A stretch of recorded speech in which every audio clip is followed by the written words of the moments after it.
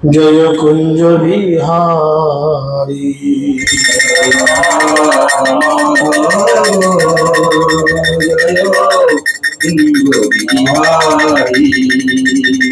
जय राधा माधव जय कुंज बिहारी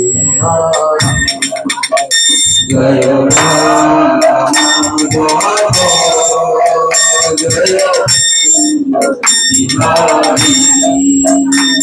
जय गोपी जन वल्लभ जय गिरिवरधारी जय गोपी जन वल्लभ जय गिरिवरधारी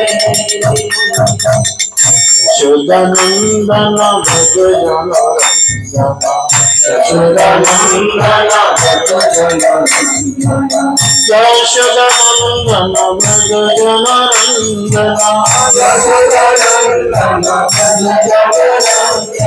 यमुना तीरवनचारी जय कुंज बिहारी यमुना तीरवनचारी जय कुंज बिहारी जय राधा माधव जय कुंज बिहारी जय राधा माधव कुंज बिहारी हरे कृष्ण कृष्ण कृष्ण हरे हरे हरे राम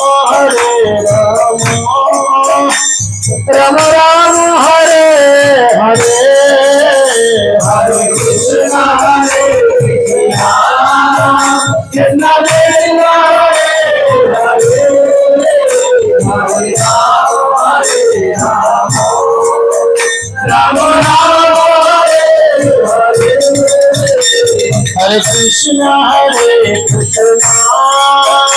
कृष्ण कृष्ण हरे हरे हरे राम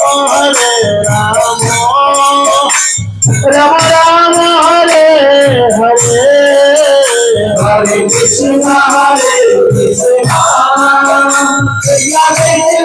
हरे हरे हरे राम राम हरे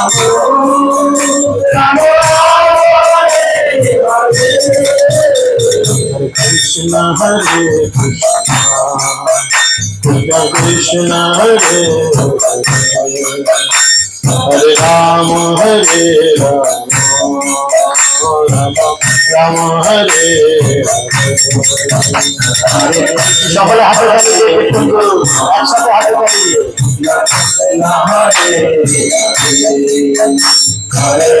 রাম হরে हरे कृष्ण कृष्ण कृष्ण हरे हरे हरे राम राम राम हरे हरे हरे कृष्ण कृष्ण हरे राम हरे कृष्ण हरे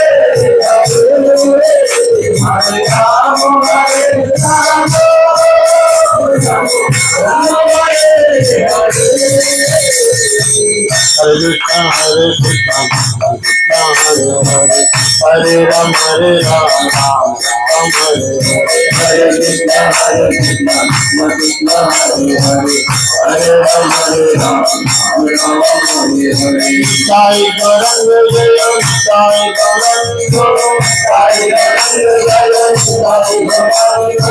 साई गौरंग जय Sai Gaurang Sai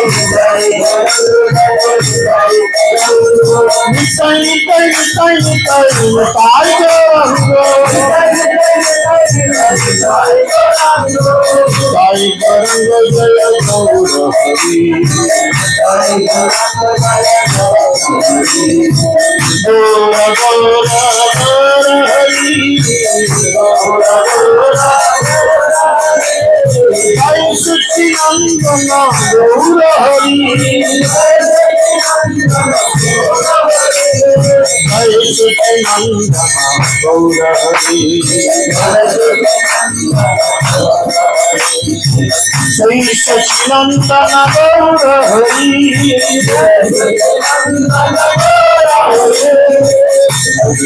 Hare Krishna Krishna Krishna Hare Hare Hare Ram Hare Ram Ram Ram Hare Hare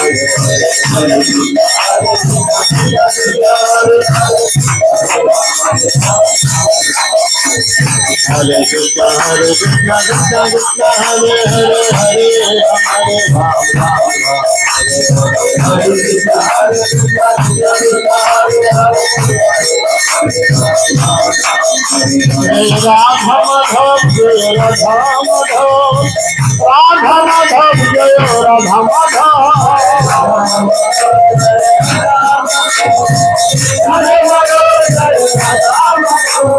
Gauranikai Jaya Gauranikai Panchakalpa Jaya Gauranikai Gauranikai Jaya Gauranikai Jaya Prabhupada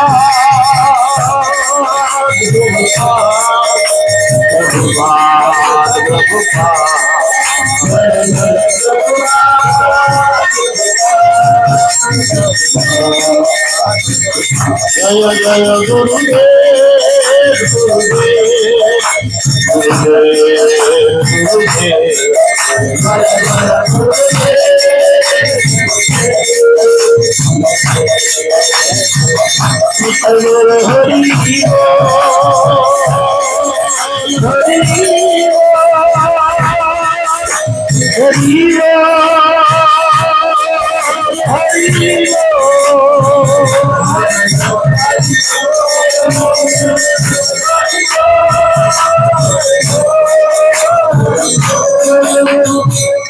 Gaur Premanande Om Jnanam Timirandhasya Jnananjana Shalakaya Chakshurunmilitam Jena Tasmai Shri Gurave Namah Namayam Vishnupadaya Krishna Prasthaya Bhutale Srimate Jayapataka Shamiti Namine Namacharya Padaya Nitai Kripagradayine Gaurakatha Dhamadaya Nagar Gram Tarine Namayam Vishnupadaya Krishna Prasthaya Bhutale Srimate Bhaktivedanta Swaminiti Namine Namaste Saraswati Deve Gauravani Pracharine Nirvishesha Shunyavade Paschatadesha Tarine Jaya Shri Krishna Chaitanya Prabhu Nityananda Shri Advaita Gadadhar Sivasadi Gaura Bhaktavinda Hare Krishna Krishna Krishna Hare Hare Hare Rama Rama Rama Hare Hare Om Namo Bhagavate Vasudevaya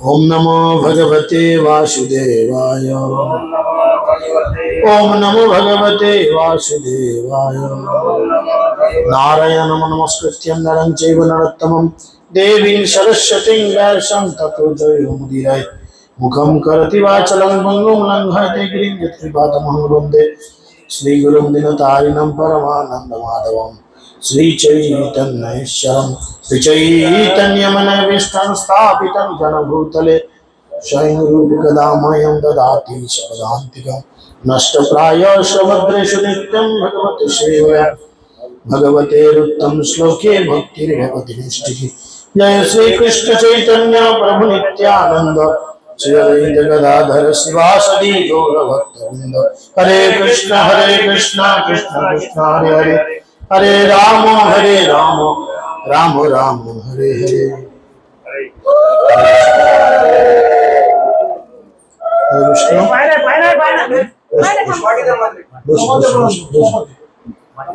Hare Krishna সকল কে আন্তর্জাতিক কৃষ্ণ ভবনামৃত সংঘ তথা ISKCON নামট্টর পক্ষ থেকে প্রীতি শুভেচ্ছা এবং অভিনন্দন। আমরা নিত্যম ভাগবত সেবার মধ্যে দিয়ে সেই সংকল্পের মধ্যে দিয়ে দিন অতিবাহিত করছি। তো গতদিন আমরা ক্লাস করেছিলাম আপনারা সকলেই জানেন সতীর দেহত্যাগ। তো সতী ছিলেন দক্ষের সব থেকে কনিষ্ঠা কন্যা, এবং যেহেতু তিনি শ্মশানবাসী শিবকে বিবাহ করেছিলেন, তো সেই কারণেই তার পিতা অর্থাৎ দক্ষের জামাই ঠিক পছন্দ হয়নি, তাই না? এবং জামাই পছন্দ না হয়, মেয়ে যেহেতু ওই বাড়িতে পড়েছে, তাই সরাসরি তিনি কথা বলছো কেন, সরাসরি তিনি অপমান না করতে পেরে বলে পাতে না মেরে ভাতে মেরেছি। সেরকম শিবজিকে তিনি সরাসরি অপমান না করতে পেরে অন্যভাবে অপমান করার প্ল্যান করলেন, এবং তিনি বাড়িতে একটি বিশাল বড় যজ্ঞের আহ্বান করলেন, যেই যজ্ঞে পৃথিবীর সমস্ত দেবদেবী এবং সমস্ত সাধুগুরু বৈষ্ণব বা অন্যান্য সকলকে আমন্ত্রণ জানানো হলো। কিন্তু বাড়িতে একটা অনুষ্ঠান হলে বাড়ির মেয়ে নিমন্ত্রণ পাবে না, এটা কি ভালো? কি মনে হয় আপনাদের? এ বাড়িতে বিয়ে বাড়ি লেগেছে, এ বাড়ির মেয়ে আছেন কেউ? বিয়ে হয়ে গেছে এরকম আছেন আপনি?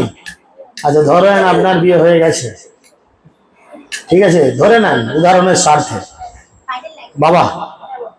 তো ধরুন বাড়িতে একটা বড় অনুষ্ঠান কিছু হচ্ছে, বা অন্য কোনো ভাইয়ের বা অন্য কোনো স্ত্রীর, কি হলো ওটা নিয়ে বারবার ঝামেলা হচ্ছে না, বন্ধ রাখো।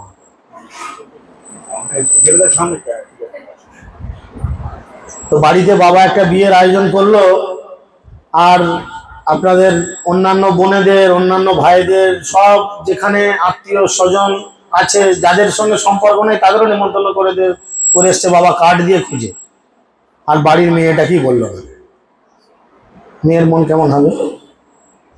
একটু তো রাগ হবেই, হ্যাঁ।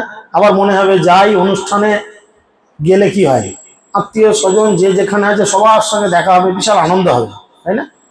অন্যান্য সময় সবার সঙ্গে দেখা হয় না, কিন্তু একটা কাজ বাড়িতে সবাই এক কাছে জোটে, একটা বিশাল আড্ডা গল্প কিন্তু জায়গা হয়, হ্যাঁ। গোল টেবিল বসে সব বোনেরা জামাইরা সবাই মিলে এক কাছে একটা আড্ডার জায়গা হয়। ভলিউমটা একটু কমো, সেটিং হচ্ছে 1 নাম্বার।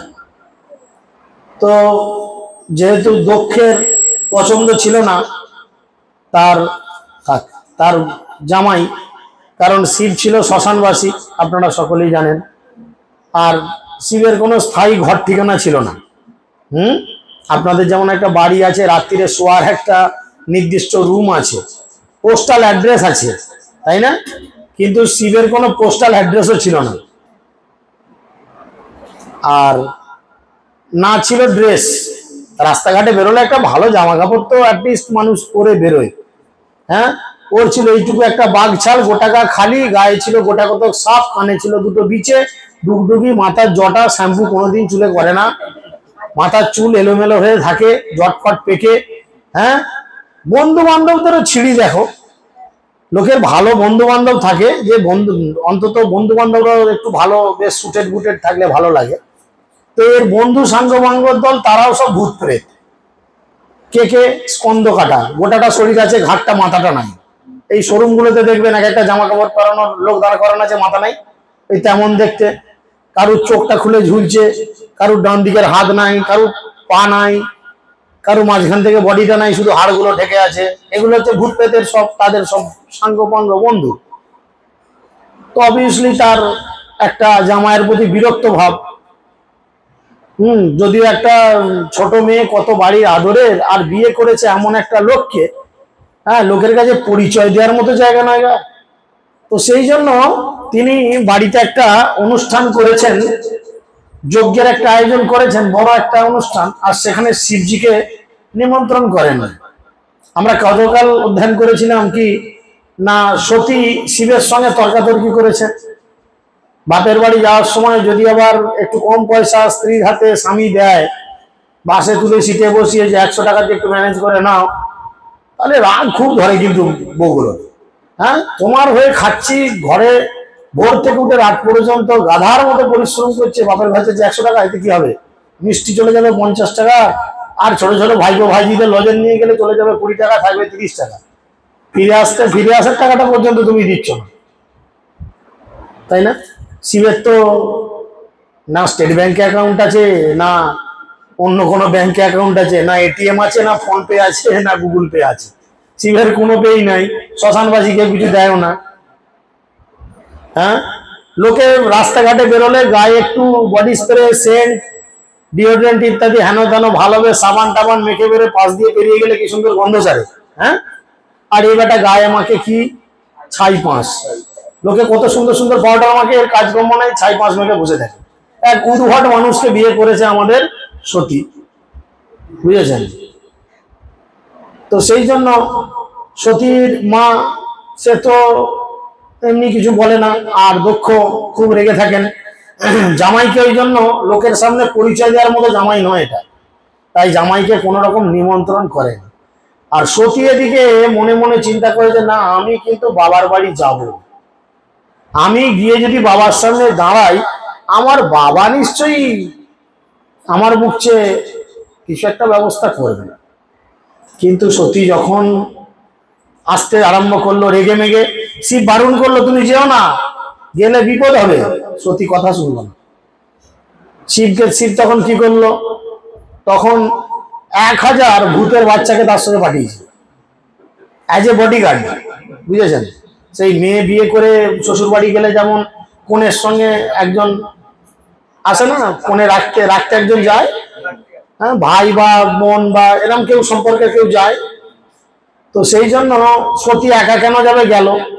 এবার গেলে অনেক সময় কেউ একটা মারুতি ভ্যান ট্যান ভাড়া করে দেয়। শিবের তো মারুতি ভ্যান বলতে কিছু নেই, আছে দুটি ষাঁড়, একটি নন্দী একটি ভিরিঙ্গি।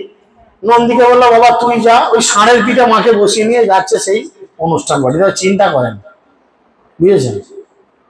আর ভূতের দল যাচ্ছে মানে সে ধুলো ফুলো উড়ে একাকার ব্যাপার। যে ঝড় হলো এখন আসার সময়, ধুলো ফুলো একদম ভূতের মতো মাখিয়ে দিলে আমাদের আজ ছাড়ি করে একদম। তো সেরকম কন্ডিশন হয়েছে। এদিকে সতী যখন এসে দেখেছে যে যজ্ঞ চলছে কিন্তু শিবজিকে যজ্ঞর কোনো ভাগ দেয়া হয়নি, তখন সতী খুব রেগে গেছে। আর রেগে গিয়ে বাবাকে বলেছে, বাবা কেন তুমি ভাগ দিচ্ছ না বা ইত্যাদি করনি ইত্যাদি শুনে দক্ষ উল্টো কথা বলেছে, শিবকে অপমানজনক কিছু ভাষা বলেছে, যেগুলো আমরা কাল আলোচনা করেছি। এবং এর ফলে সতী খুব রেগে গেছে। রেগে গিয়ে তিনি তার বাবাকে শিক্ষা দিয়েছেন যে শিব যিনি হচ্ছেন, যার কথার অর্থ হচ্ছে পরম মঙ্গলময়, যিনি হচ্ছেন বৈষ্ণবেদের মধ্যে সর্বশ্রেষ্ঠ বৈষ্ণব, যিনি এই জগতে সব থেকে দামি বস্তু দান করতে পারেন, সেটা হচ্ছে কৃষ্ণ প্রেম, যার কোনো শত্রু নেই, যে সামান্য জিনিসেই সন্তুষ্ট, তাই তার নাম আশুতোষ। আর তুমি সেরাম একটা মানুষের প্রতি এরাম আচরণ করলে, কত নিরীহ, কারো সাথে মাঝে নাই।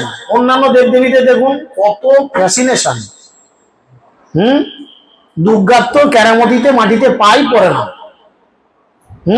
চিন্তা করেন, দুর্গার কেরামতিতে মাটিতে পা পড়ে না, বা আবার লক্ষ্মী এলে তো তার সাজগোজের বাহার কি।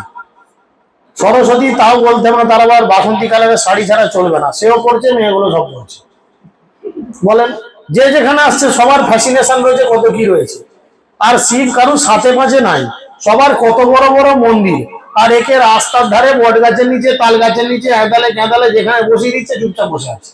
শিবের মন্দির দেখেন, এর কোনো চাপ নেই, কোনো রাগ নাই, মাথায় 3টে বেলপাতা থপাস করে চাপড়ে বসিয়ে দাও, 1 ঘটি জল ঢেলে দাও, এ খুশি, বল তোর কি চাই। তাহলে এরকম একটা মানুষের বিরুদ্ধে তুমি এরকম সিদ্ধান্ত নিলে বাবা, তুমি ঠিক করো। শিব হচ্ছেন পরম বৈষ্ণব, তাই তিনি শাস্ত্র মতে বৈষ্ণব অপরাধ হলে হয় তর্ক করে তাকে পরাস্ত করতে হয়, নতবা কানে আঙুল দিয়ে কান চাপা দিয়ে সেই স্থান ত্যাগ করতে হয়, নতবা দেহ ত্যাগ করতে হয়, নতবা জীব কেটে ফেলে দিতে হয়। সতী তখন সিদ্ধান্ত করলো কি না, আমার স্বামী 1 নাম্বার, প্লাস 2 নাম্বার হচ্ছে তিনি হচ্ছেন বৈষ্ণবেদের শ্রেষ্ঠ, তার সম্পর্কে আমি এরকম অপমান অপরাধজনক কথা শুনেছি। তাই সতী কি করলেন, সেই যজ্ঞকুণ্ডের পাশে বসে নিজের যোগ বলে তার শরীরের ভেতর থেকে অগ্নিকে প্রজ্বলিত করলেন, এবং অগ্নিকে প্রজ্বলিত করে তিনি কি করলেন, নিজেকে শেষ করে দিলেন, দেহত্যাগ করলেন সতী।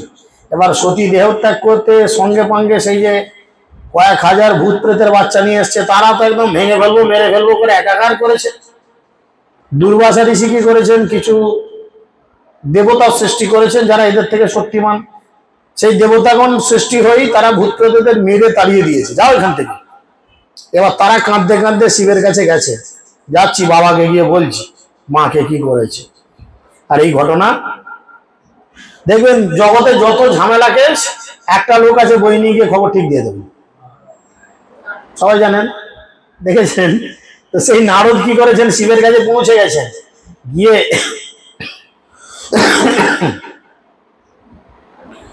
গিয়ে তিনি সেখানে বলছেন, মৈত্র ঋষি বলছেন যে মৈত্রেয় উবাচ ভব ভাবন্য নিধনম প্রজাপতি অসৎকৃতয়া অবগমস্য নারদাৎ সপার্ষদম সৈন্যম চ তৎ অধর ঋতুভি বিবদ্রিতম ক্রোধম আপরম আগতে। মৈত্র ঋষি বললেন, শিব যখন নারদের কাছ থেকে শুনলেন যে তার পত্নী সতী প্রজাপতি দক্ষের দ্বারা অপমানিত হওয়ার ফলে দেহত্যাগ করেছেন এবং তার সৈন্যরা ঋভু নামক দেবতাদের দ্বারা বিতরিত হয়েছে, তখন তিনি অত্যন্ত ক্রুদ্ধ হলেন। যারা দেখবেন খুব শান্তশিষ্ট মানুষ, তারা কিন্তু সহজে রাগে না, আর রেগে গেলে তাদের সামালা খুব মুশকিল হয়ে যায়, তাই না? তারা সহজে রাগে না, যে কানমুলে দেন, টন্টিটকারি মারেন, যাই করেন, তারা সহজে রাগে না, কিন্তু রেগে গেলে তাদের কন্ট্রোল করা খুব মুশকিল। এদিকে শিব খুব রেগে গেছেন। শিব বুঝতে পেরেছে দক্ষের সর্বকনিষ্ঠা কন্যা হওয়ার ফলে সতী শিবের শুদ্ধতা প্রমাণ করতে পারবেন, তার ফলে দক্ষ এবং তার মধ্যে মনোমালিন্যের মীমাংসা হবে। যে শেষে শ্বশুর জামাইয়ের এই যে একটা রাগারাগি চলছে, তার স্ত্রী নিশ্চয়ই এই সমস্যা মেটাতে পারবে, শিব ভেবেছিল। কিন্তু সেটা তো মিটলো না, বরঞ্চ শিব তার অতি প্রিয়, অতি ভালোবাসার পত্নী সতীকে হারিয়েছেন। এরম ঘটনা ঘটার পর শিব তখন অত্যন্ত ক্রুদ্ধ হয়ে অধর দংশন করেছিলেন। অধর মানে ঠোঁট, রাগে ঠোঁট কামড়াচ্ছে, রেগে গেলে কি করে ঠোঁট কামড়ায়, শিব রাগে ঠোঁট কামড়াচ্ছে এবং তরিত বন্যী শিকার মতো দীপ্তশালী একগুচ্ছ চুল তার মস্তক থেকে উৎপাটন করলেন। এখানে বস, বুঝেছেন? রেগে গেছে খুব, রেগে গিয়ে কি করেছে, নিজের মাথার, শিবের মাথায় জটা ছিল, জটা থেকে কিছু চুল ছিঁড়েছেন, দীপ্তশালী একগুচ্ছ চুল তার মস্তক থেকে উৎপাটন করলেন এবং তৎক্ষণাৎ গাত্রোত্থান করে, অর্থাৎ উঠে দাঁড়ালেন আসন থেকে, গম্ভীর শব্দে অট্টহাস্য করতে করতে সেই জটাকে ভূমিতে নিক্ষেপ করলেন। মাথার চুল কিছু ছিঁড়ে রেগে ভূমিতে হাসতে হাসতে নিক্ষেপ করলেন। আর যেমনি ভূমিতে নিক্ষেপ করলেন, তখন কি হলো, তখন আকাশের মতো উঁচু তিনটি সূর্যের মতো উজ্জ্বল এক ভয়ঙ্কর শ্যামবর্ণ অসুরের সৃষ্টি হলো।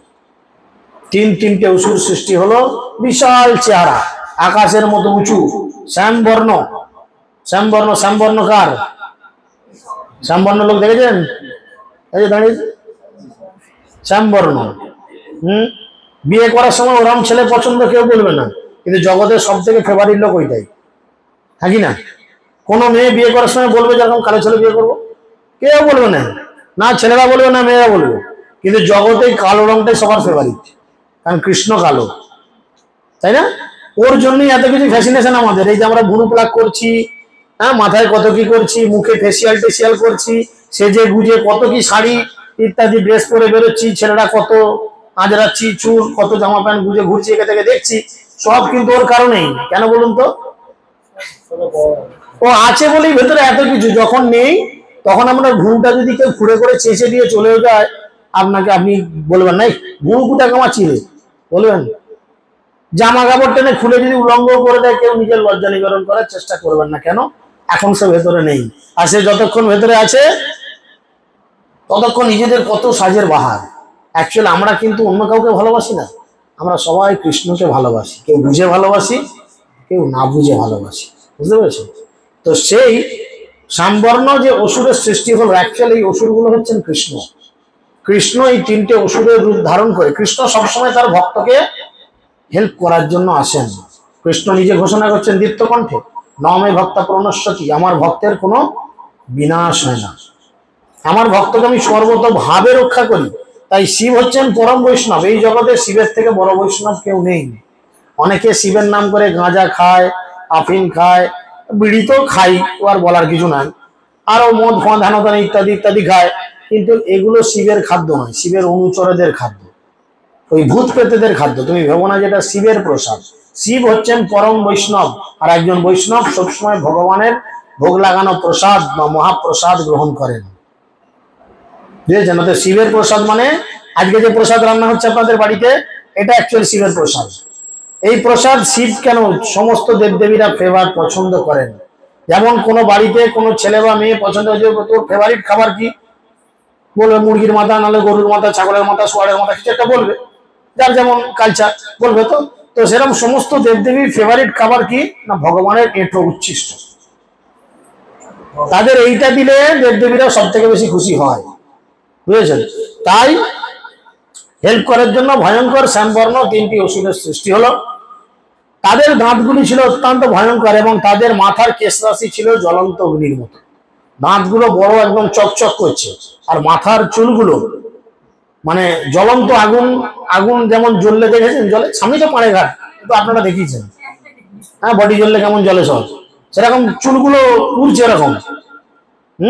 বিভিন্ন অস্ত্র শস্ত্রধারী সহস্র বাহু সমন্বিত, প্রত্যেকের হাতে ভ্যারাইটিস অস্ত্র এবং এক একজনের সহস্র বাহু।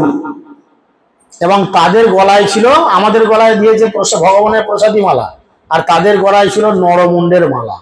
ওই অসুর মেরেছে আর এক একটা গেঁতে মুন্ডুর মালা গলায় ঝুলিয়েছে। তিনজনেই হাজির। সেই মহাকায় অসুর যখন কৃতাঞ্জলি পুটে শিবকে জিজ্ঞাসা করলেন, এমন তিনটে অসুরই হাঁটু গেড়ে বসলেন। হাঁটু গেড়ে বসে শিবকে জোরহাত করে জিজ্ঞেস করছেন, কি হে প্রভু, আপনি বলুন আমরা এখন কি করব। শিবের এখন মেন্টালিটি কিরকম, ঠান্ডা।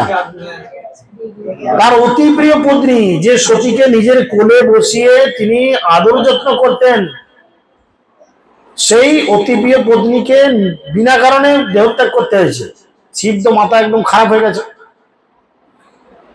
তখন ভূতনাথ শিব তাকে আদেশ দিলেন, যেহেতু তুমি আমার দেহ থেকে উৎপন্ন হয়েছ, তাই তুমি হচ্ছ আমার সমস্ত পারিষদ বর্গের অধিনায়ক। আজকে তোমাদের এই তিনজনকে এক কাছে করে আমি কি করলাম, আমাদের ভূতেদের সেনাপতি করলাম, বুঝেছেন। শিবকে বলা হয় ভূতনাথ, তাই না, ভূতেদের নাথ। কারণ জগতে যখন দায়িত্বভার ডিস্ট্রিবিউশন হচ্ছিল, তখন প্রথম কৃষ্ণ জিজ্ঞেস করলেন যে সৃষ্টির দায়িত্ব কে নেবে। কে নিল? ব্রহ্মা বললো আমি সৃষ্টির দায়িত্ব নেব, আমি সব তৈরি ফৈরি করবো, চাপ নাই। বললো ওকে। বলো সৃষ্টি তো হলো, এগুলোকে মেনটেনেন্স করবে কে, পালন করবে কে? তখন বিষ্ণু হাত তুলে বললো আমি পালন করবো, আমি সবাইকে পালন করব। তখন কৃষ্ণ বলল সৃষ্টি হলো, পালন হলো, এবার এই লোকগুলো ভুল কাজ করবে, খারাপ কাজ করবে, এদের মারবে ধরবে কে, শাসন করবে কে, এদের সংশোধন করবে কে? শিব কেবলমাত্র সংহারের জন্য নয়, শিব সংহার করে, শাসন করে এবং শিব কিন্তু কৃপা করে। যার জন্য শিব শ্মশানে বাসে। কেন না সে জানে যত খারাপ ভালো মানুষের গতি, শেষ গতি কোথায়? শ্মশান। পায়ে ঘাট আপনাকে যেতেই হবে, কিছু করার নাই, হেঁটেই যান আর লোকের ঘাড়ে চেপেই যান, যেতে আপনাকে হবে, কিচ্ছু করার নাই। হয় পাড়ায় ঘাট, নাহলে কোনো ঘাট, কোনো না কোনো ঘাটে আপনাকে যেতেই হবে, তাই না? তাহলে সেখানে যেতে হবে। তাই শিবজি মনে মনে প্ল্যান করলো, ঠিক আছে এই ভূতগুলোকে জগতে সবাইকে উদ্ধার করার জন্য সব আছে। বলেন আরামবাগ বয়েজ স্কুল আছে কি, আমাদের ছেলে পুলেদের মানুষ করার জন্য, হায়ার এডুকেশন দেওয়ার জন্য মহাবিদ্যালয় আছে, আরো হায়ার স্টাডির জন্য বড় বড় ইনস্টিটিউট তৈরি হয়েছে, আরো অনেক কিছু জায়গা তৈরি হয়েছে। কিন্তু এই ভূতগুলোকে, যারা সমাজের নোংরা মানুষ, অধপতিত মানুষ, সেইগুলোকে মেকআপ করার জন্য কি, দেখুন স্কুলে ভালো ছেলেকে যে কোনো মাস্টার ভালোবাসে, তাদের ভালো নাম্বার পায়, কিন্তু একটা 420 লোফার ছেলেকে যে মাস্টার ভালোবেসে ফার্স্ট করে বা ভালো রেজাল্ট করায়, কোন মাস্টারের কেরামতিটা ভালো বলে আমরা গ্রহণ করব? ভালো ছেলেকে তো সবাই ভালো করতেই পারে, তাই না? চাষের জমিতে যে কেউ চাষ দিতে পারে, কিন্তু জমিকে কোদালে করে চুটিয়ে তারপরে চাষ কজন দেয়, তাই না? তো শিব সেই দায়িত্ব নিয়েছে, এই জড়জগতের সমস্ত নোংরা গুলোকে সাফ করবো, যত নোংরা লোক আছে সাফ করবো। তাই শিব তখন বলল, তোমাদের আমি কি করলাম, আজ থেকে তোমাদের আমি, আমাদের এই যে টিম, ভূতেদের যে টিম, এই ভূতেদের টিমের তোমাকে করে দিলাম সেনাপতি, তুমি যেটা ভালো বুঝো করো। তখন ঋষি বললেন, হে বিদুর, সেই কৃষ্ণবর্ণ ব্যক্তিটি ছিলেন স্বয়ং পরমেশ্বর ভগবানের ক্রোধের মূর্তিমান প্রকাশ, যেটা আমি আগে বললাম, এবং তিনি শিবের আদেশ পালন করতে প্রস্তুত ছিলেন। এইভাবে তিনি কোনো বিরোধী শক্তি থেকে বোঝাপড়া করতে নিজেকে সমর্থ বলে মনে করে শিবকে প্রদক্ষিণ করলেন। সেই দৈত্য তখন কি করলেন? কোত্থেকে সৃষ্টি হয়েছিল দৈত্য? শিবের মাথার জটা থেকে, বুঝেছেন? তো শিব চেষ্টা করেছিল, আপনারাও চেষ্টা করেন। আমরা জোরে টানলে দুটো চারটে উকুন এসে পড়বে, কিন্তু পাকা চুল দু একটা উঠে হয়তো আসবে, কিন্তু নো দৈত্য আর নো কিছু, তাই না? কারণ তিনি শিব। শিব মানে হচ্ছে পরম মঙ্গলময়, জগতের প্রকৃত মঙ্গল করে। আর আমরা শিবের কাছে গিয়ে কিন্তু অনেক উল্টোপাল্টা কিছু চাই। মেয়েরা চাইবে আমার শিবের মতো বর দাও, কিছু মনে করবেন না, বেশিরভাগ মেয়েরাই তাই চায় না। শিবরাত্রি কেন করে? লোকে বলে শিবের মতো বর চাই। এখন যদি কপাল গুনে শিবের মতো বর জোটে, আমার ইউটিউব চ্যানেলে দেখবেন শিবের বিয়ের রয়েছে, ভিডিও রেকর্ডিং ক্লাস আছে, সেখানে শুনবেন শিবের বিয়ে কিভাবে ক্রিটিক্যাল ভাবে হয়েছিল। আমরা বিয়ে করতে যাই গাড়িতে বসে সোজা দিকে মুখ করে, শিব বিয়ে করতে গেছিল ওই ষাঁড়ের ওপরে বসে উল্টো দিকে মুখ করে, হ্যান্ডেল খুঁজে পায়নি, পেছন দিকে মাথা তো হ্যান্ডেল কি করে খুঁজবে?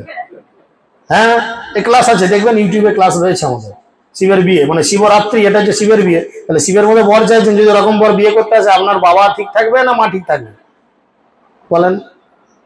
শিবের মা পার্বতী, এই সরি উমার মা পার্বতী, সে তো উল্টে পড়েই গেল, উল্টে পড়েই গেল বরকে দেখে। তার ঘরের লোক বলছে, প্রথমে যখন ইন্দ্র আসছে, ইন্দ্র দেখতে হ্যান্ডসাম, কৃষ্ণ আসছে, সে তো দেখলেই মেয়েরা তার প্রেমে পাগল হয়ে যায়। বরুণ আসছে, অন্যান্য দেবদেবীরা আসে, তারা তো সেজে গুজে একদম ফুটেড ফুটেড ফিটফাট। তখন পার্বতীকে তার বাড়ির লোক এরম করে ঢেকে বলছে, পার্বতী, যার বরযাত্রীরা এত সুন্দর, তাহলে বর কত সুন্দর হবে। আরে পোড়া কপাল, বর পেছনে ধুলো ফুলো উড়িয়ে আসছে। ক্লাস আছে, শুনবেন। তাহলে বলেন, আমরা শিবরাত্রি করছি, শিবের মতো বর চাইছি, এরকম যদি বর জুটে ভালো লাগবে তো?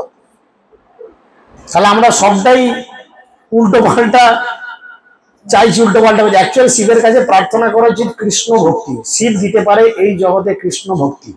যারা শুদ্ধতার সঙ্গে কৃষ্ণ ভক্তি করছে, জানবেন তারা শিবকে সন্তুষ্টিকরণ করেছে, বুঝতে পেরেছেন? তো সেই জন্য তিনি কি করলেন? দৈত্য 3 বার তাকে প্রদক্ষিণ করলেন, শিবকে প্রদক্ষিণ করলেন, করে প্রণাম করে প্রচন্ড ভাবে গর্জন করতে করতে শিবের অন্যান্য বহু সৈনিকেরা সেই ভয়ঙ্কর ব্যক্তিকে অনুসরণ করতে লাগলো। সেই দৈত্য যে মেন চুল ছেড়ে হলো, 3 জন এক কাছে জড়ো হয়ে একটা মেন দৈত্য হলো, সে আগে হুঙ্কার করতে করতে যাচ্ছে, আর এই ভূতের দল পেছনে লাঠি ঠ্যাঙা লণ্ঠন হারিকেন, যে যেখানে যাবে, যে ঝাঁটা জুতো নিয়ে। ভূতেদের আর কি অস্ত্র পাবে? তারা কি আর স্টেন গান মেশিন গান পাবে? ওই ঝাঁটা জুতো বটি, যে যেটা শুনেছে সেটা কাজে লোকে ধরে নিয়ে যাচ্ছে পেছনে, সেই নিয়ে অ্যাকশন হবে। আগে গর্জন করতে করতে সে যাচ্ছে, তার হাতে ছিল এক বিশাল ত্রিশূল, বিশাল দৈত্যের হাতে একটা বিশাল ত্রিশূল, যা মৃত্যুকে পর্যন্ত বধ করতে সমর্থ ছিল। এবং তার পদক্ষেপের ফলে তার পায়ের নুপুরগুলি যেন গর্জন করছে। সাধারণত মায়েরা নুপুর করলে পায়ে হাঁটলে খুব সুন্দর একটা মিষ্টি আওয়াজ বলে, ছমছম করে, আর এর পায়ে নুপুর এক একটা পড়ছে, যেন মনে হচ্ছে গর্জন করছে, মেঘ ডাকছে, এমন পায়ের শব্দ। তখন সেই যজ্ঞে উপস্থিত সমস্ত পুরোহিত, যজমান, ব্রাহ্মণ এবং তাদের পত্নীরা সকলে আশ্চর্য হয়ে ভাবতে লাগলেন। সেখানে যজ্ঞ চলছে, কিন্তু অনেকদিন ধরে যজ্ঞ চলছে, যে হঠাৎ করেই আলোর মধ্যে অন্ধকার কোথা থেকে এলো, বুঝেছেন? তারপর তারা বুঝতে পারলেন যে সেটি ছিল একটি ধুলির ঝড়। কারা ধুলো উড়িয়েছে? এরা তো ধুলো উড়িতে এক্সপার্ট। খানিক্ষণ আগে দিল, পানিঘাট থেকে আসছে, এমন ধুলো দিয়ে দিলে, ভূতে দিয়ে দিল, যা আমার বাবার কথা বলি ভালো করে, যা ধুলো দিয়ে দিলাম আমাকে, একদম হাতগুলো কিরকির করছে একদম।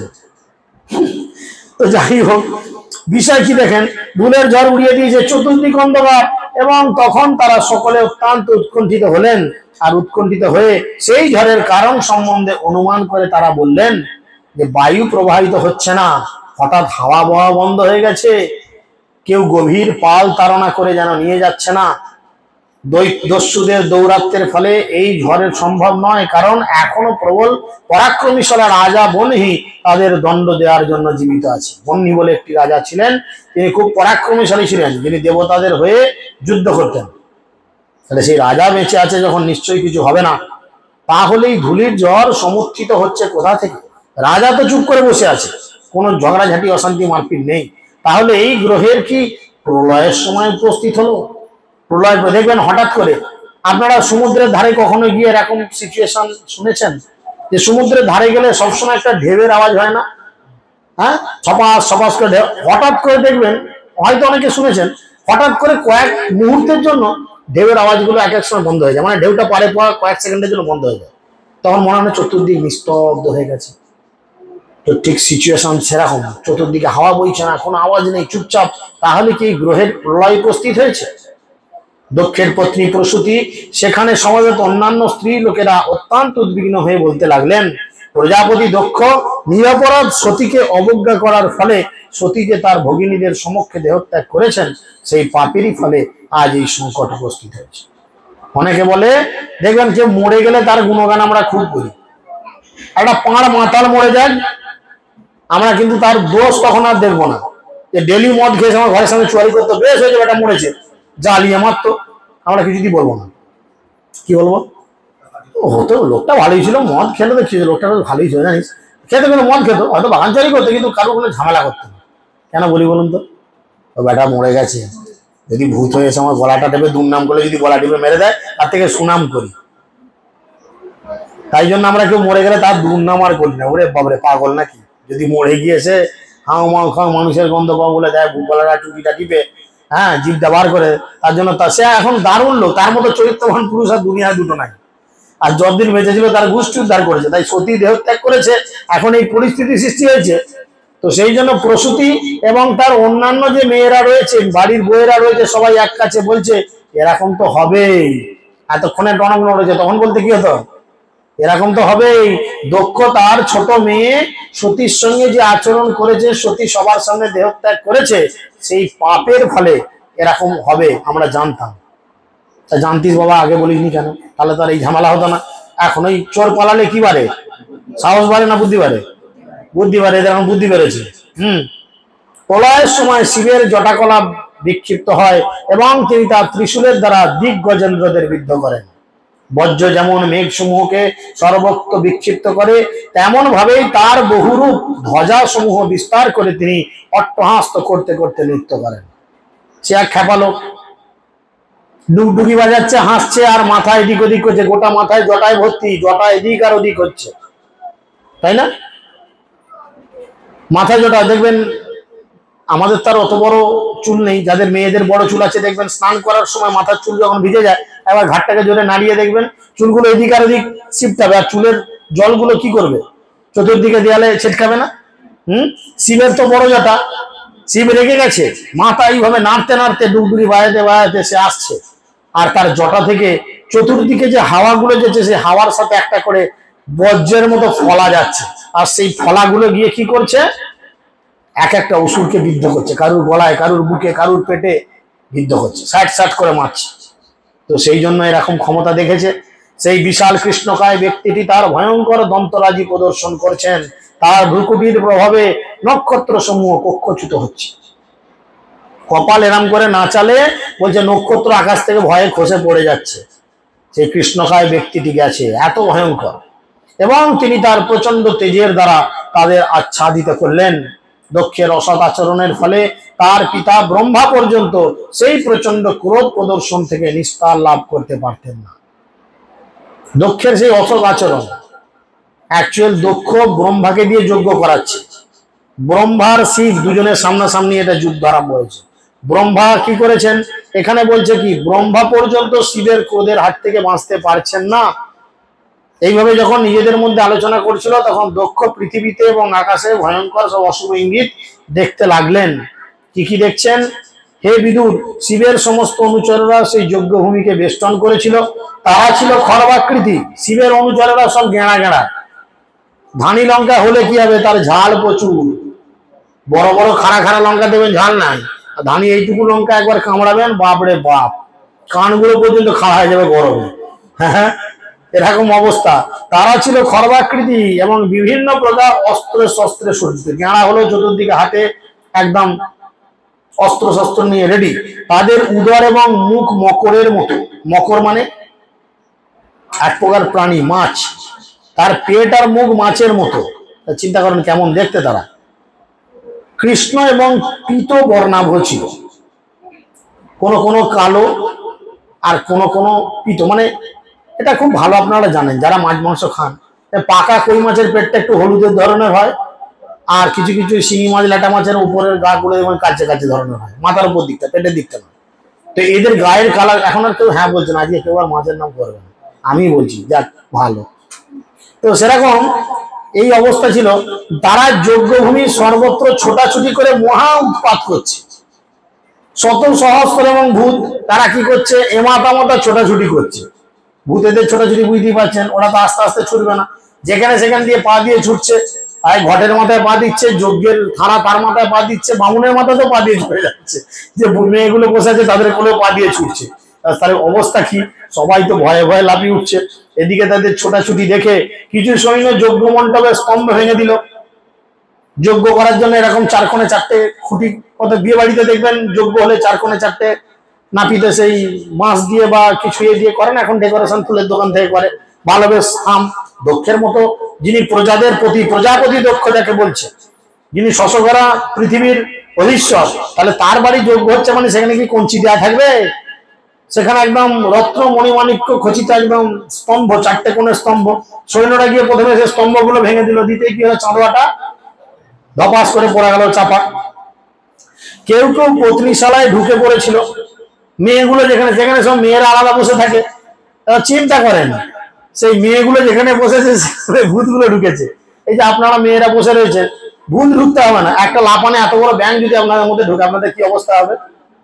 হ্যাঁ, কে বসে থাকবেন? ওরে বাপরে করে যে যার ঘরে এদিক ওদিক লাফিয়ে একা একা, তাহলে ভূতগুলো ছুটছে কারুর কোলে, কারুর মাথায়, কারুর গায়ে পা দিয়ে এদিক ওদিক দিয়ে ছুটছে। তাহলে সে মেয়েগুলোর কেমন টেনশন হচ্ছে চিন্তা করেন। কেউ যজ্ঞস্থল বিনষ্ট করতে শুরু করলো, কেউ আবার আবাসস্থল মানে শোবার ঘরে ঢুকলো, বিছানা বিছানা টেনে ফেলে দিয়ে একাকার করে দিল। কেউ আবার পাকশালায় প্রবেশ করলো, মানে যেখানে রান্না হচ্ছে, যজ্ঞ হচ্ছে, এত লোক খাবে রে ভাই, রান্না হচ্ছে, সে কেউ রান্নাশালায় প্রবেশ করলো যেখানে রান্না হচ্ছে।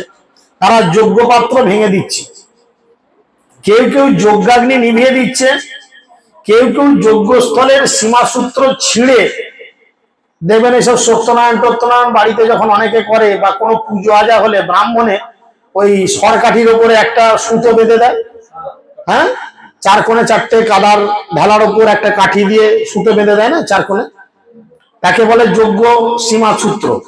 তো কেউ কেউ গিয়ে সেই যজ্ঞের সীমাসূত্র ছিঁড়ে ফেলে দিল। শুধু তাই নয়, যজ্ঞে হাউ হাউ করে কাঠ জ্বলছে, ভূতেরা কি করে দেখেন, সেই যজ্ঞস্থলে দাঁড়িয়ে বাথরুম করে দিয়েছে। চিন্তা করেন, বলছে এখানে যজ্ঞ কুণ্ডে মূর্ত ত্যাগ করে যজ্ঞ নিভিয়ে দিলে। যজ্ঞের আগুন জ্বলছে, ভূতেরা গিয়ে যজ্ঞ কুণ্ডের মধ্যে বাথরুম করে যজ্ঞ কুণ্ড নিভিয়ে দিচ্ছে। এবার চিন্তা করেন, কেউ কেউ পালায়নকারী মুনিদের পদরোধ করছে। মুনিরা সাধুরা যারা বসে আছে তারা দেখছে হায় হায় এই কোথা থেকে এত ভূত পেতেছে, উৎপাত আরম্ভ করলো। তারা ভয়ে ছুটে পালাচ্ছে, রাস্তার ধারে 4-5টা ভূত হাত ধরে নাড়াচ্ছে, জিভ বার করে আয় কোথায় যাচ্ছ দাঁড়াও। কেউ কেউ মণ্ডপ থেকে পালায়নকারী দেবতাদেরও বন্দি করছে, কেউ কেউ আবার তাদের কাপড় চোপড় টেনে টেনে খুলছে। তারা বলেন ওই সাধুরা ধুতি ভুতি পরে আছে, পেছন দিয়ে যান। এটা কাদের? তোমারটা? কাদেরটা? একই গেট আপ দুটো দেখছি, তাই না? কেউ কেউ কি করছে, তাদের ধুতি ধরে টানছে। এবার বলেন সাধুরা তারা তারা আমাদের মতো প্যান্ট জামা পরে বেরোয় না, তারা ধুতি পরে থাকে, কৌপিন টোপিন থাকে। এবার ধুতি যদি টানাটানি করে, মেয়ে ছেলেরা চতুর্দিকে রয়েছে, সবার সময় কাপড় খুলে যদি উলঙ্গ হয়ে যায়, একটা লজ্জার কেস। ভূতেরা ধুতি ধরে টানছে, কোথায় যাচ্ছ, খুলে এ করে দেবো। তাদের কৌপিন বা ধুতি ধরে টানাটানি করছে। শিবের এক অনুচর মণিমান ভৃগুমুনিকে বন্দী করলেন এবং কৃষ্ণকায় অসুর বীরভদ্র প্রজাপতি দক্ষকে বন্দী করলেন। বুঝেছেন, দুটো মেন লিডারকে বন্দী করলেন। চণ্ডেশ নামক শিবের আর একজন অনুচর পুষাকে বন্দী করেছিলেন এবং নন্দীশ্বর ভগ দেবতাকে বন্দী করেছিলেন। এই ষাঁড়, নন্দী হচ্ছে ষাঁড়, সে ভগ নামক যে দেবতা ওই যজ্ঞ থেকে উৎপন্ন হয়ে তাদের তাড়িয়ে দিয়েছিল, প্রথমে ভৃগুমুনি দিয়েছিল, তাকে দাঁড় করিয়েছে ষাঁড়, যে নড়াচড়া করলেই সিংহের ডগায় তোমাকে ঘর পাঠিয়ে দেবে। জমালয় জীবন্ত মানুষ দেখেছেন তো, ভানু বন্দ্যোপাধ্যায় সেই ষাঁড়ের মতো হয়েছে আর কি। হ্যাঁ, ভোলা গুঁতো সেরকম ষাঁড় একদম নন্দী রেডি হয়ে আছে, তুই নড়বি তো এই সিংহের ডগায় তোর ফাটিয়ে দেবো পেট। সে ভগ দেবতা চুপচাপ দাঁড়িয়ে রয়েছে, যে ষাঁড় নন্দী এমন তাকে দিয়েছে। নিরন্তর প্রস্তর বর্ষিত হচ্ছে চতুর্দিকে, বাকি যারা যেতে পারছে না ফাঁক থেকে আদলা ইট আর পাথর ঝুড়ছে। এবার বলেন এই পুলিশগুলো যখন বেরোয় সেই গার্ড নিয়ে বেরোয় যাতে না হয়, এ সাধু সন্ন্যাসীরা আর বাড়ির মেয়েরা সব যজ্ঞে আছে, তারা কি আর ওরকম মাথার গার্ড নিয়ে বেরোবে? তাহলে ইট পাটকেল মাথায় দুমদাম যেখানে খুশি করছে। এবং সমস্ত পুরোহিত যজ্ঞস্থলে সমবেত সমস্ত সদস্যরা তার ফলে এক মহা সংকটে গ্রস্তিত। তারা যে কি করবে বুঝে উঠতে পারছে না, কোন দিকে যাব। এদিক ওদিক নড়াচড়া করলে এরা ঝামেলা করছে, ওপর থেকে ইট এসে পড়ছে। এ কথাতে আছে না, এগুলো আঁতকুড়ে আর পেছনে নির্বংশ, এদের হচ্ছে ঠিক তেমন অবস্থা। হ্যাঁ, এই কন্ডিশন। তারা তাদের জীবনের ভয়ে বিভিন্ন দিকে পলায়ন করতে শুরু করছে, কোন দিকে যাবে বুঝে উঠতে পারছে না। যিনি শ্রুব হস্তে যজ্ঞাগ্নিতে আহুতি নিবেদন করছিলেন, বীরভদ্র সেই ভৃগুমুনির শস্যরাজি উৎপাটন করলেন। হাত সমেত যজ্ঞে আহুতি দিচ্ছিল, হাতটাকে খুলে নিয়ে চলে গেছে। চিন্তা করেন, গো আহুতি দিবি নয়, তোর আহুতির বলে দেবতারা এত ক্ষমতা পাচ্ছে, ওর হাতটাই টেনে ছাড়িয়ে দিয়ে চলে এসেছে। ভূতের আনাড়ি, যে কিছু করার নাই, কি খুলতে কি খুলবে তার ঠিক নাই।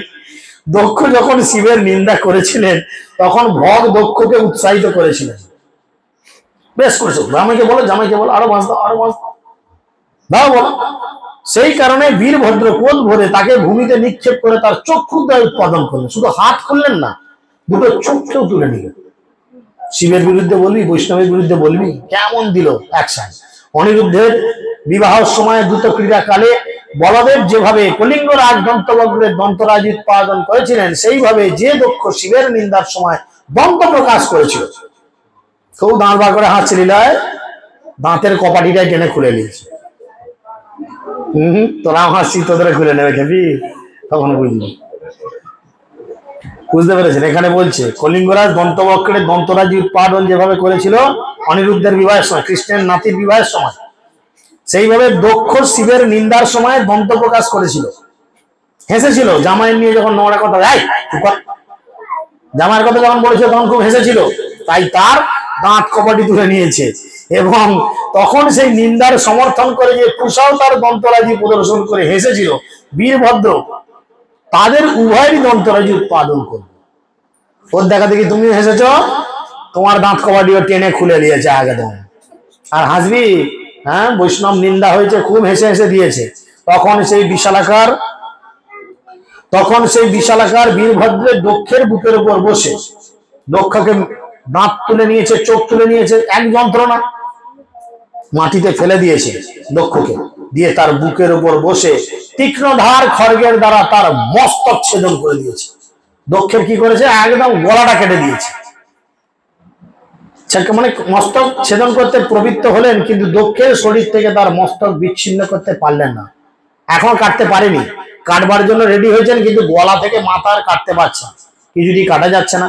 তিনি অস্ত্র এবং মন্ত্রের দ্বারাও দক্ষের মস্তক ছেদন করতে চেষ্টা করেছিলেন, কিন্তু তার চর্ম মাত্র ছেদন করতে পারলেন না। তার ফলে বীরভদ্র অত্যন্ত আশ্চর্যান্বিত হলেন। তখন বীরভদ্র যজ্ঞস্থলে পশু বলি দেওয়ার যুগকাষ্ঠ দর্শন করে তার দ্বারা দক্ষের মস্তক ছেদন করলেন। এমনি গলার চামড়া কাটা যাচ্ছে না, এত মোটা বা এমন তার ক্যারিকুলাম দাঁড়া। ওই ছাগল বলি দেওয়ার যে হাড় কাট বলে, যে মন্দিরে বলি হয় দেখবেন, সে হাড় কাঠের মধ্যে দক্ষের মাথাটা ঢুকিয়ে দিয়ে যুপকাষ্ঠ মানে হচ্ছে ওই বলি দেওয়ার যে কাঠ, তো তার মধ্যে দক্ষের মাথাটা ঢুকিয়ে দিয়ে একজন চুলের মুঠিটা ধরে আছে, আর একজন হরে কৃষ্ণ মস্তক ছেদন করে দিয়েছেন। হয়েছে বীরভদ্রের সেই কার্য দর্শন করে শিব পক্ষীয় ভূত প্রেত পিশাচেরা সাধু সাধু বলে কোলাহল করলো।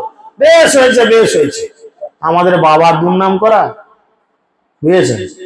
কিন্তু যজ্ঞ অনুষ্ঠানকারী ব্রাহ্মণেরা দক্ষের মৃত্যুতে হাহাকার করে উঠল, যে জগৎ এবার ফাঁকা হয়ে গেল, তাহলে গোটা দেশকে শাসন করবে কে, তাই তারা হাহাকার করে উঠলো।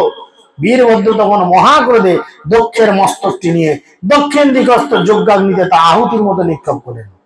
মাথাটা কেটে তুলেছে, দক্ষিণ দিকে মানে ডান দিকে আর একটা যজ্ঞকুণ্ড জ্বলছিল, মাথাটা নিয়ে তার মধ্যে ছুঁড়ে ফেলে দিল, যেমন আহুতি দেয়, ঘি যেমন দেয় সাহা বলে, মাথাটা নিয়ে ঢুকিয়ে দিলে আগুনে যা পুড়ে যায়। এইভাবে শিবের অনুচরেরা যজ্ঞের সমস্ত আয়োজনকে তছনছ করে এবং সমস্ত যজ্ঞস্থলে আগুন জ্বালিয়ে দিয়ে তাদের প্রভুর ধাম কৈলাসের উদ্দেশ্যে প্রত্যাবর্তন করলেন, যে আমরা যুদ্ধে জয় করেছি। হরে কৃষ্ণ কৃষ্ণ কৃষ্ণ হরে হরে, হরে রাম রাম রাম হরে হরে। কারো কোনো প্রশ্ন? বন্ধ করে কি বলেন? আলোচিত বিষয়ের উপর বা অন্যান্য কোনো বিষয়